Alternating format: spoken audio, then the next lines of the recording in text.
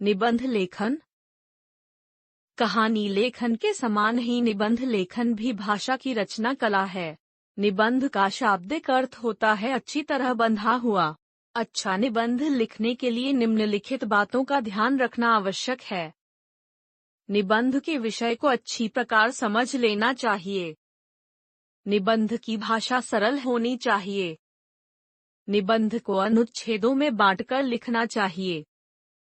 निबंध संक्षिप्त व सरल होना चाहिए। निबंध में मुहावरों और लोकोक्तियों का प्रयोग भी किया जा सकता है। एक मेरा विद्यालय। संकेत बिंदु, विद्यालय की रूपरेखा, विद्यालय में अनुशासन, मेरा लगाव। मैं कक्षा 4 में पढ़ता हूँ। मेरे विद्यालय का नाम शिवम भारती पब्लिक स्कूल है। मेरा विद्यालय उत्तम नगर में स्थित है। यह 12वीं कक्षा तक है। सभी कमरे प्रकाशमय व हवादार हैं। भवन के सामने खेल का एक विशाल मैदान है। हमारे खेल अध्यापक हमें अच्छे अच्छे खेल सिखाते हैं। भवन के पीछे बगीचे में तरह तरह के पेड़ पौधे तथा फूल लगे हुए हैं। मेरे विद्यालय में लगभग 500 विद्यार्थी हैं। सभी विद्यार्थी अनुशासित हैं तथा अध्यापकों की आज्ञा का पालन करते हैं। हमारे विद्यालय के सभी अध्यापक तथा अध्यापिकाएं बहुत ही अनुभवी और विद्वान हैं। वे अपने अपने विषयों को बड़ी लगन और परिश्रम से पढ़ाते हैं। हमारे विद्यालय का परीक्षा फल बहुत अच्छा रहता है। मुझे अपने विद्यालय पर गर्व है। 2. ऋतु की रानी, वर्षा। संकेत बिंदु, भारत की ऋतुएं, वर्षा का दृश्य, उपसंहार। हमारे देश में 6 ऋतुएं होती हैं: ग्रीष्म, वसंत, वर्षा, शरद, शिशिर और हेमंत। हर ऋतु 2 महीने की होती है। इनमें वसंत को ऋतुओं को राजा कहा जाता है तो वर्षा को ऋतुओं की रानी कहा जाता है। सूरज की गर्मी से जमीन तपने लगती है। ऐसे में लोग परेशान हो उठते हैं। इसके बाद वर्षा ऋतु आती है और इस तपन को शांत करती है। मुझे वर्षा ऋतु बहुत पसंद है। इस ऋतु में चारों तरफ का वातावरण हरा भरा हो जाता है। आकाश काले बादलों से ढक जाता है। छम छम करके पानी की बूंदें अलग तरह का आनंद देती है। किसान खुशी खुशी अपनी खेती करने में लग जाते हैं। पेड़ पौधे एवं लताओं के पत्ते तो ऐसे सुंदर व स्वच्छ दिखते हैं जैसे उनमें नए प्राण आ गए हों। नदियां एवं तालाब आदि पानी से लबालब हो जाते हैं। कमलों के बीच तैरते हंस तो बहुत ही सुंदर लगते हैं। वर्षा ऋतु की सुंदरता इन पंक्तियों को पढ़कर समझी जा सकती हैं।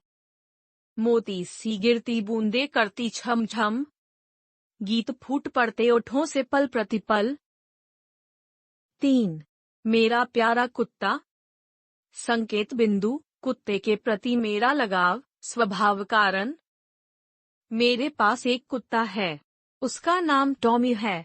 उसका रंग भूरा है। उसकी पूंछ बहुत छोटी है। मुझे टॉमी के साथ खेलना बहुत अच्छा लगता है। टॉमी भी मेरे साथ मिलकर बहुत प्रसन्न रहता है। मैंने टॉमी को बहुत से खेल सिखा दिए हैं।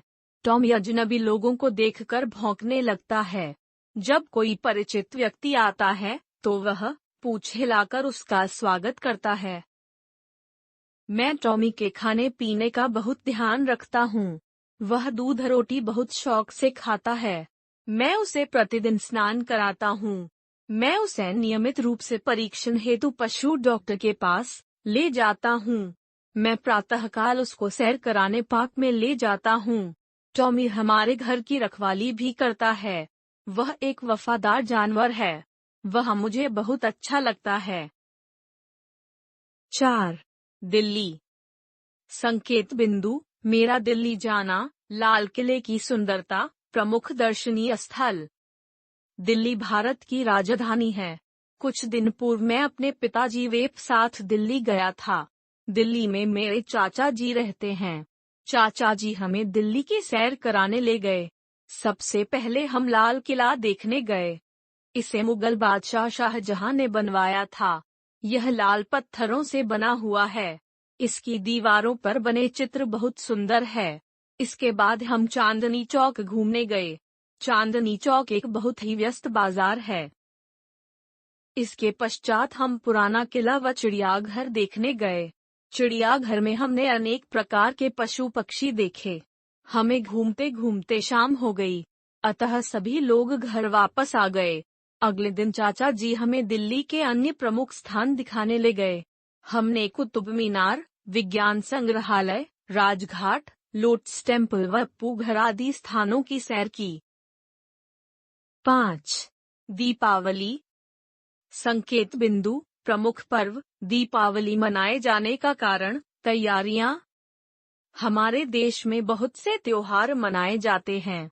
इनमें से होली, दशहरा, रक्षाबंधन, क्रिसमस, ईद व दीपावली कुछ प्रमुख त्योहार हैं। दीपावली हिंदुओं का एक प्रमुख त्योहार है। यह त्योहार अक्टूबर-नवंबर के महीने में मनाया जाता है। दीपावली के दिन भगवान श्री राम 14 वर्ष का वनवास पूरा करने के बाद अयोध्या वापस आए थे। उनके वापस आने की खुशी में अयोध्या के लोगों ने घी के दीप जलाकर खुशियां मनाई थीं। तभी से दीपावली का त्योहार प्रतिवर्ष मनाया जाता है। दीपावली की तैयारियां कई दिन पहले से ही प्रारंभ हो जाती हैं। घरों की साफ सफाई की जाती है तथा उन्हें सजाया जाता है। तरह तरह के स्वादिष्ट पकवान और मिष्ठान बनाए जाते हैं। सब लोग नए नए कपड़े पहनते हैं। शाम के समय धन की देवी माँ लक्ष्मी जी तथा गणेश जी का पूजन किया जाता है। सभी लोग एक दूसरे को दीपावली की बधाइयाँ देते हैं और उपहार भेंट करते हैं। बच्चे व बड़े सभी खूब खुशियाँ मनाते हैं। 6. समय का उपयोग। संकेत बिंदु। समय का महत्व, लाभ, उपसंहार। समय बहुमूल्य है। यदि धन खो जाए तो बाद में भी कमाया जा सकता है, लेकिन बीत हुए समय को प्राप्त नहीं किया जा सकता। हमें समय का सदुपयोग करना चाहिए। निरंतर मेहनत करते रहना चाहिए। समय का पालन करने वाला हमेशा विकास करता है। काम करने के लिए सभी को केवल 24 घंटे ही मिलते हैं। कुछ लोग इस समय का उपयोग करते हैं और आगे बढ़ते हुए महान बन जाते हैं। दुनिया में सब लोग उन्हें याद करते हैं। कुछ लोग ऐसे भी होते हैं जो इस समय का उपयोग नहीं करते हैं। वे खाने पीने, घूमने फिरने, सोने एवं बातचीत करने में ही समय गंवा देते हैं। ऐसे लोग स्वयं भी परेशान होते हैं और दूसरों की परेशानी का भी कारण बनते हैं। समय का सही उपयोग करके गरीब भी अमीर बन जाता है। समय वह धन है जो हर किसी को बिना खर्च के मिलता है। इसलिए भी कुछ लोग इसके महत्व को नहीं समझते। हमें समय के हर पल का उपयोग करना चाहिए। समय पर काम करने की आदत अच्छी होती है। यही आदत जीवन में सफलता के दरवाजे खोल देती है। जीवन को सुखी बनाने के लिए समय का उपयोग करना